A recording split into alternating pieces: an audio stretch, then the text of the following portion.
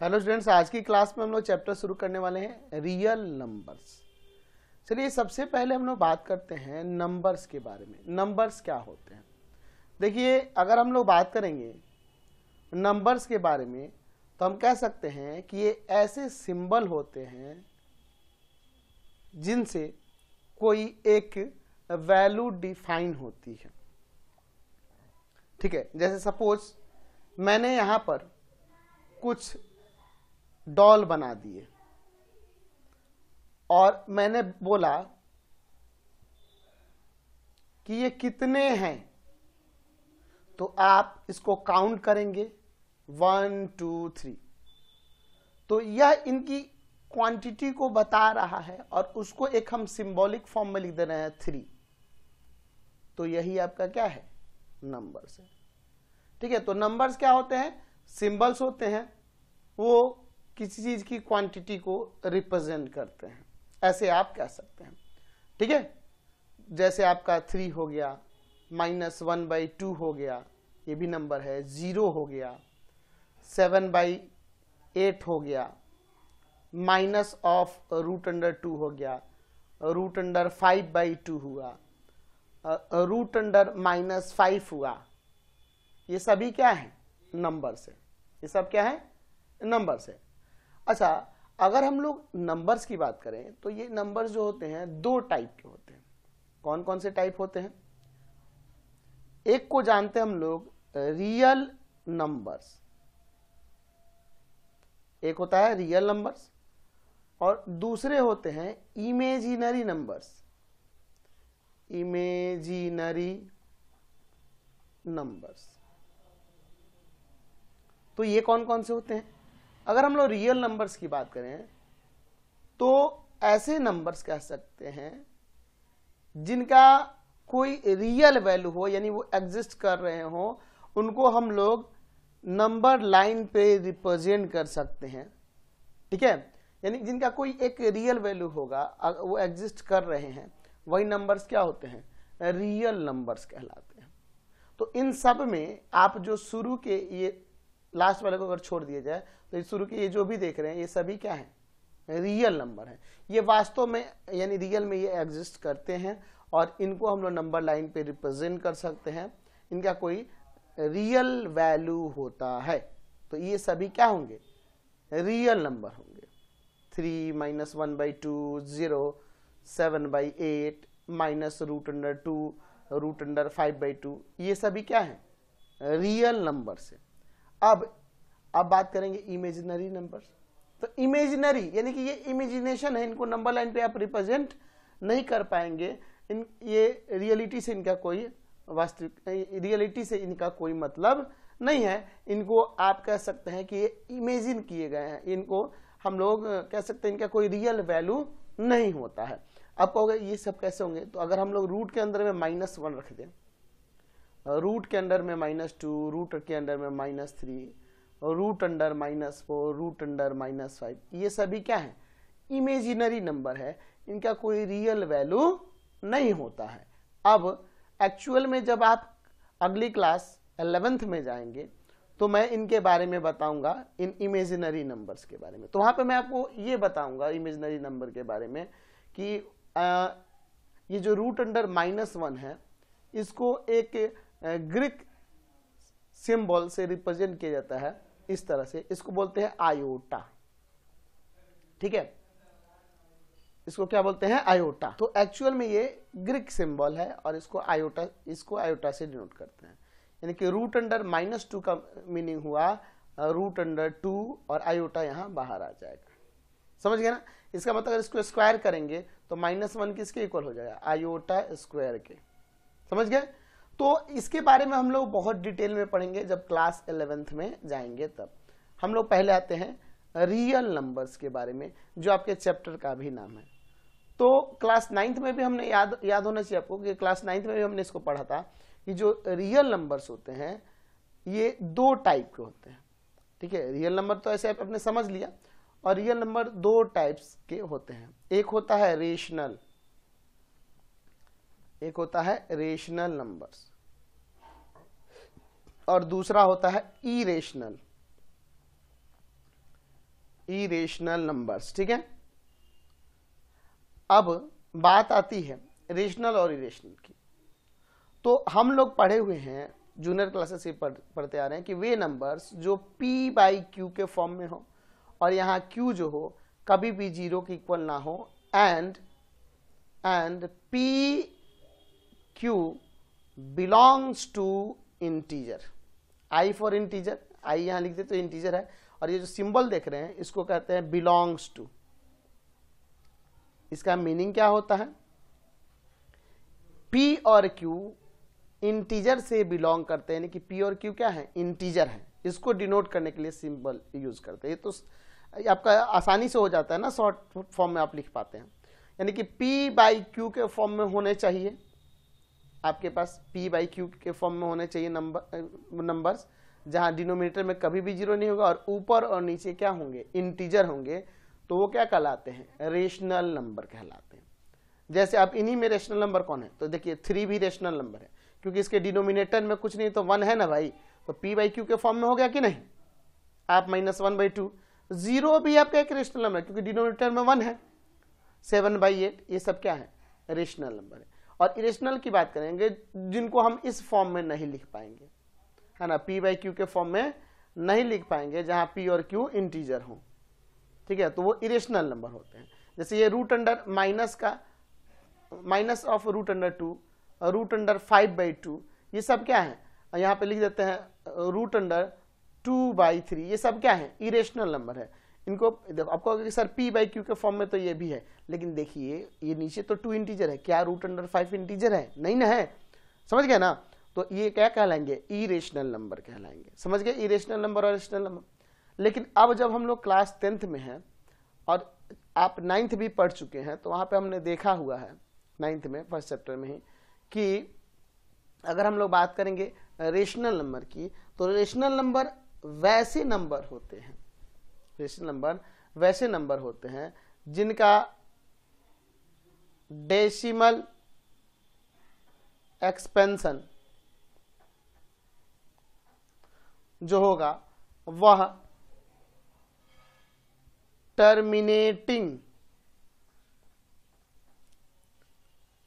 और non terminating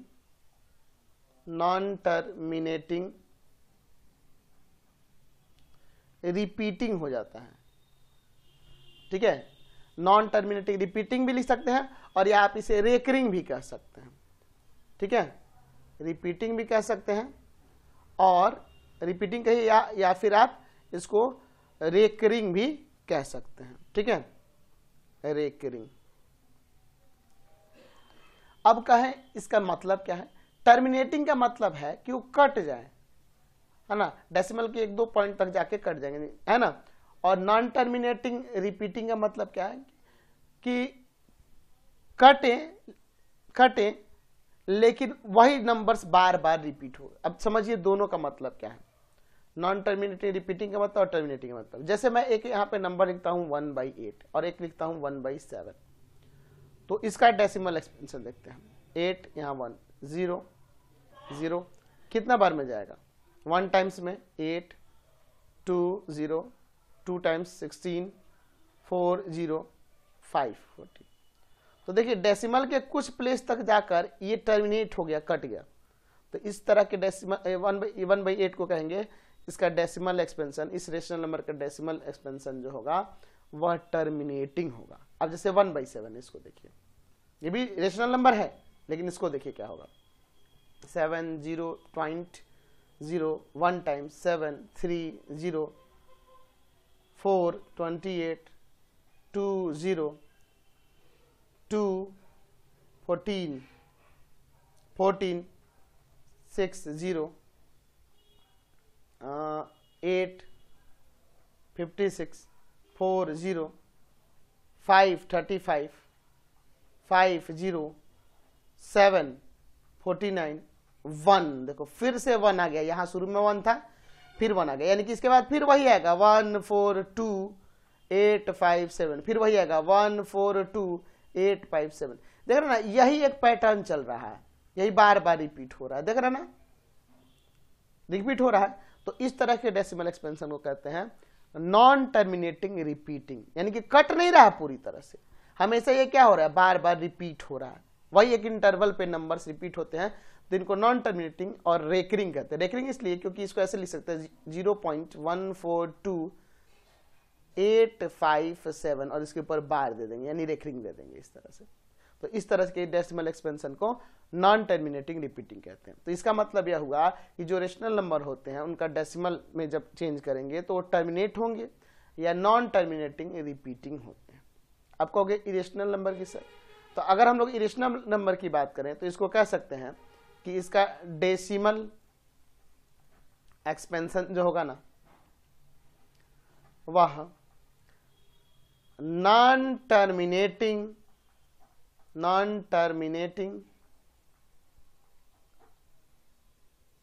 and non repeating, नहीं ये टर्मिनेट होगा और ना ही रिपीट करेगा, ये ना टर्मिनेट होगा और ना ही रिपीट, ना कटेगा और ना ही रिपीट होगा। अब कैसे, जैसे मान लीजिए 2 का हम लोग निकालते हैं डेसिमल रूट 2 का, ठीक है, रूट 2 का डेसिमल में वैल्यू निकालते हैं। तो ऐसे पेयर में 0 दे दे के हम लोग पढ़े हैं ना जी,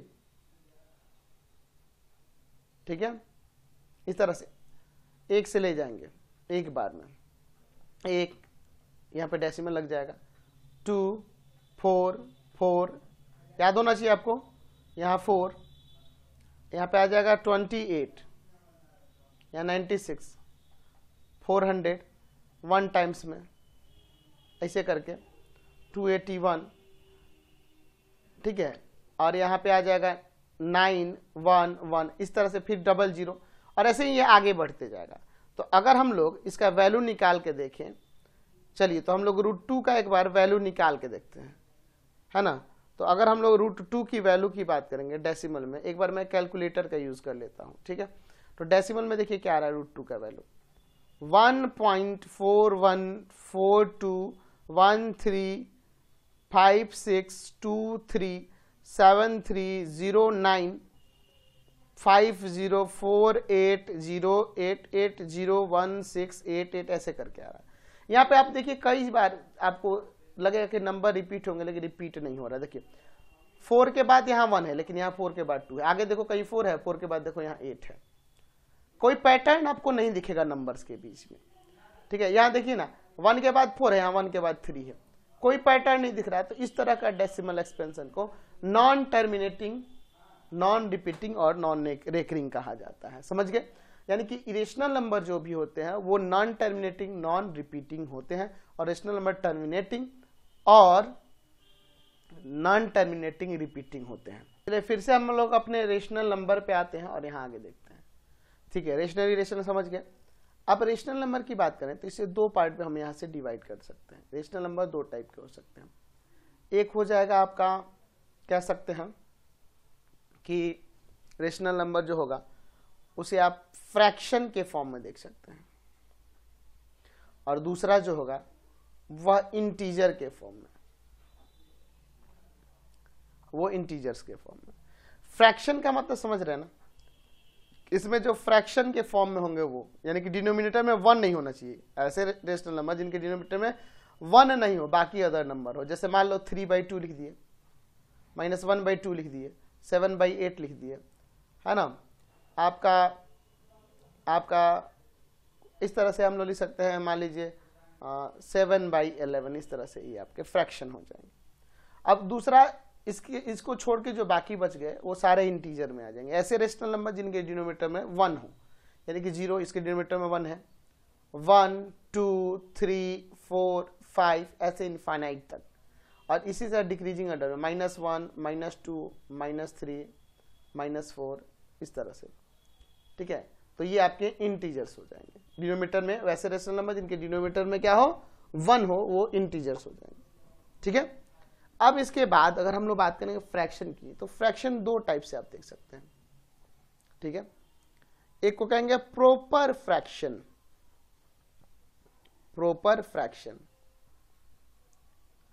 और एक हो जाएगा इम्प्रॉपर फ्रैक्शन। तो प्रॉपर फ्रैक्शन कौन से होंगे? एक्चुअल में आप देखना होगा कि ऊपर अगर डिजिट छोटा हो और नीचे आपका नीचे बड़ा हो तो प्रॉपर फ्रैक्शन हो जाएगा। समझ गए? ये सब प्रॉपर फ्रैक्शन हो जाएगा। और इम्प्रॉपर में ऊपर बड़ा हो और नीचे छोटा हो, ठीक है, ये सब इम्प्रॉपर फ्रैक्शन हो जाएंगे। ठीक है, अगर हम लोग इंटीजर की बात करें तो इंटीजर्स को हम लोग 3 पार्ट्स में डिवाइड कर सकते हैं। इंटीजर 3 टाइप के होते हैं, ऐसा हम यहां कह सकते हैं। एक लिख लेते हैं यहां पे नेगेटिव इंटीजर्स, नेगेटिव इंटीजर्स। एक हो जाएगा आपका जीरो इंटीजर, जीरो इंटीजर, और एक हो जाएगा पॉजिटिव इंटीजर, पॉजिटिव इंटीजर। ठीक है, तो जो आप देख रहे हैं निगेटिव इंटीजर यानी इसमें माइनस वाले, -1, -2, -3, -4, ये सब आपके निगेटिव इंटीजर। जीरो इंटीजर में सिर्फ जीरो हो जाएगा और पॉजिटिव इंटीजर में इधर वाले 1, 2, 3, 4, 5 ये सब हो जाएंगे।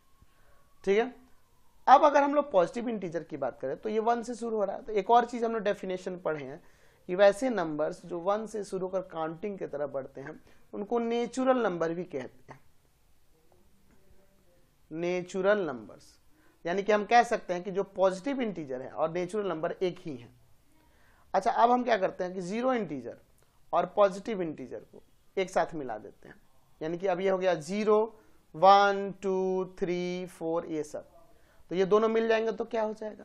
तो 0 से शुरू कर काउंट की तरफ नंबर बढ़ेंगे तो उनको कहते हैं होल नंबर, होल नंबर्स। ठीक है, क्लियर हो गया? तो हमने अभी जो भी नंबर्स को देखे उन सबको एक दूसरे से कोरिलेट करके, एक दूसरे से जोड़ कर देखा है। अब इसके बाद भी कुछ नंबर्स हैं उनको देख लेते हैं। हम लोग क्या करते हैं, नेचुरल नंबर्स को लेते हैं, नेचुरल नंबर्स। तो नेचुरल नंबर्स की बात किए तो नेचुरल नंबर में कौन हो गया? काउंटेबल नंबर्स 1, 2, 3, 1 से शुरू कर आगे बढ़ेंगे 4, 5, 6, 7 ये सब। अब इन्हीं नंबर से रिलेटेड कुछ डेफिनेशंस हैं उनको हम लोग देख लेते हैं। सबसे पहले हम लोग बात करेंगे इवन नंबर की। इवन नंबर तो हम लोग 9th 10th क्लास में ऐसे डेफिनेशन देखेंगे कि वैसे नेचुरल नंबर्स जो 2 से डिविजिबल हो, यानी कि 2, 4, 6, 8 ये सब, ये सभी इवन नंबर्स हो जाएंगे। ऑड नंबर्स की बात करेंगे, ऑड नंबर्स, ऑड नंबर्स तो वैसे नंबर, वैसे नेचुरल नंबर्स जो 2 से डिविजिबल ना हो, 1, 3, 5, 7 ये सब। फिर उसके बाद हम लोग बात करते हैं prime number, prime numbers, prime numbers. ठीक है, तो वैसे नेचुरल, एक को छोड़कर, 1 को छोड़कर वैसे नेचुरल नंबर्स जो 1 से डिविजिबल हो या इट सेल्फ और किसी अदर नंबर से नहीं हो, यानी कि जैसे 2 हुआ, ये 1 से डिविजिबल होगा और 2 से डिविजिबल होगा। 3 हुआ, 1 और 3 से है। 4 नहीं लेंगे कि 4 2 से डिविजिबल हो सकता है, अदर नंबर से नहीं होना चाहिए, या तो वो खुद से डिविजिबल होना चाहिए या 1 से और किसी से नहीं, यानी कि उसके 2 ही फैक्टर होने चाहिए। 5 हो जाएगा, 7 हो जाएगा, 11, 13, 17, 19 ये सभी नंबर्स क्या है? प्राइम नंबर की। Composite number, composite numbers, composite numbers की बात करें तो वे नंबर्स वैसे नेचुरल नंबर, एक को छोड़कर, ठीक है, 1 को छोड़कर वैसे नेचुरल नंबर्स जो 1 और अपने आप यानी इटसेल्फ से डिविजिबल तो हो ही, किसी अदर नंबर से भी डिविजिबल हो, यानी कि इसमें आ जाएगा आपका 4, 6। देखिए 1 से भी है, 4 से भी और 2 से भी है, ये 1 से भी है, 6 से है और 2 से भी है, 3 से भी है कि नहीं? तो कम से कम एक अदर नंबर से भी डिविजिबल होना चाहिए 1 और इटसेल्फ को छोड़कर। ठीक है, आपका 8 हो जाएगा, 9 हो जाएगा, 10 हो जाएगा, 12, 14, 15 ये सभी क्या हो जाएंगे? Composite number. अगला हम लोग बात करते हैं को प्राइम नंबर्स, को प्राइम नंबर्स। जैसे सपोज ए और बी हमारे पास 2 नेचुरल नंबर्स हैं, और इन नेचुरल नंबर का अगर HCF 1 आ जाए तो ये दोनों नंबर क्या कहलाएंगे, को प्राइम कहलाएंगे। जैसे सपोज देखिए मैं यहाँ पे ले लेता हूं 2 और 3, तो 2 और 3 का HCF आपका 1 आएगा कि नहीं, तो इसलिए हाईएस्ट कॉमन फैक्टर 1 आएगा, इसलिए 2 और 3 क्या होंगे, को प्राइम। अगर मान लीजिए हम लोग देखें 4 का और 9 का, तो HCF 1 आएगा, इसलिए को प्राइम है। अगर हम लोग बात करेंगे 11 की और 12 की, तो ये भी को प्राइम है, HCF 1 होगा। अगर हम लोग बात करेंगे 12 का और 15 का, तो इसका HCF 3 आ जाएगा, इसीलिए ये को प्राइम नहीं होगा। समझ गए ना? तो क्लियर हो गया नंबर्स। तो अभी हमने आज की क्लास में सारे नंबर्स को स्टडी कर लिया है और इससे हमारा चैप्टर और आसान हो जाएगा। तो आज की क्लास में इतना ही रहने देते हैं, नेक्स्ट वीडियो में आगे देखेंगे।